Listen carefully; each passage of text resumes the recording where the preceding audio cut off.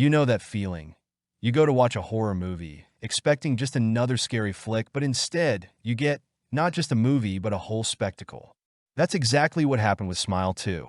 By the time I left the theater, I felt my insides slightly shaking, partly because it genuinely scared me at points, and partly because, well, it made me realize horror can be fun. Honestly, I didn't expect to leave with a grin stretched across my face. The same kind of grin you can't escape in the movie. The opening scene? It hit like a freight train. Right from the start, things go wild on screen. Skye Riley, a pop diva gearing up for her world tour, is on stage amidst chaos. The music is blaring, the cameras are spinning, and it feels like you've been thrown into this insane world right along with her.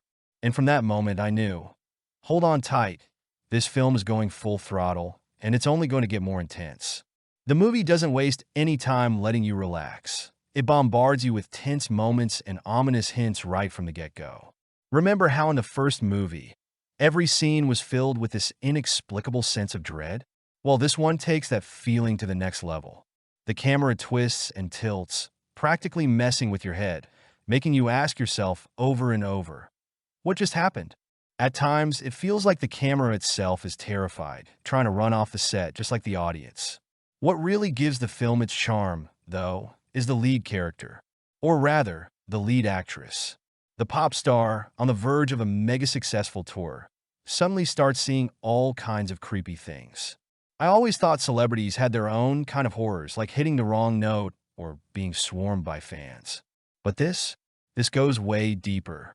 Skye isn't just up against external demons, but her own inner ones too.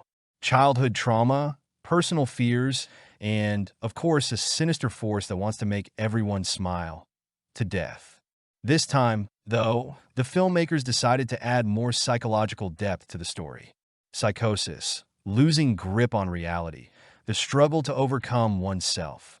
All of this is so intricately woven into the plot that at times you're left wondering, is this still a horror movie or some kind of philosophical thriller?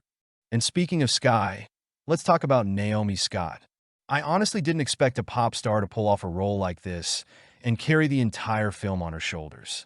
In horror movies, you always need a scream queen, the actress who can scream, run, suffer, and still be convincing.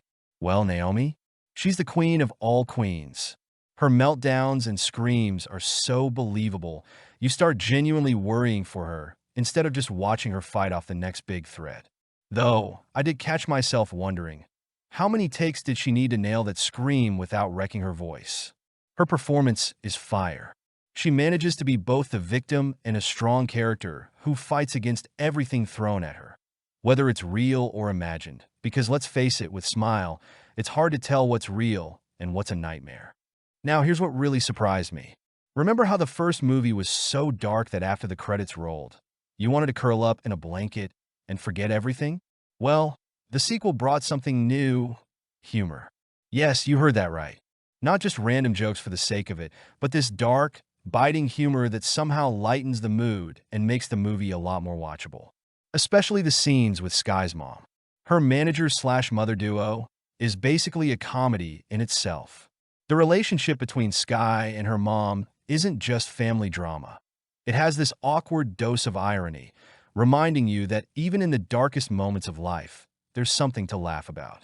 Of course, I have to mention the technical side of the film. The visual effects are crucial here. The transitions between reality and hallucination are so smooth and well done that you sometimes lose track of time and space. It's like you start seeing things that shouldn't be there. And those creepy smiles? Absolute nightmare fuel. But in a good way, they really keep you on edge. The soundtrack also did its job. Sure, it's the typical horror movie sound, eerie noises and sudden bursts at just the right moments.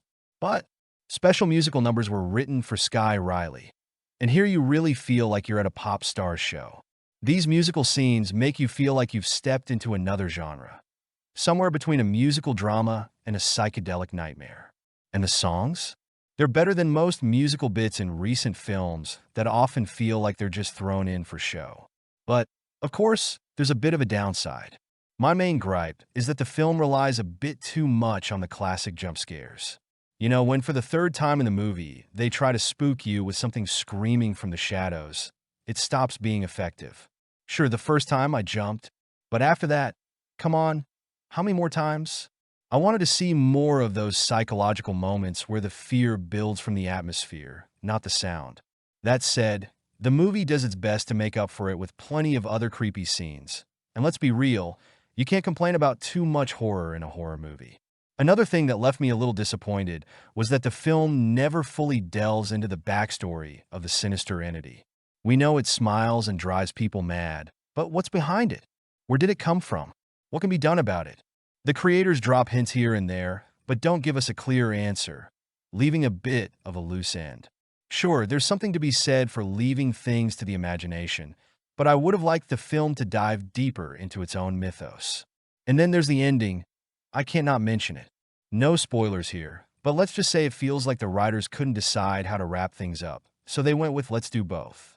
The ending is ambiguous, and honestly, it left me with a slight sense of incompleteness and a big question mark. Wait, what just happened? To sum it all up, Smile 2 is a solid example of how a sequel can outshine the original.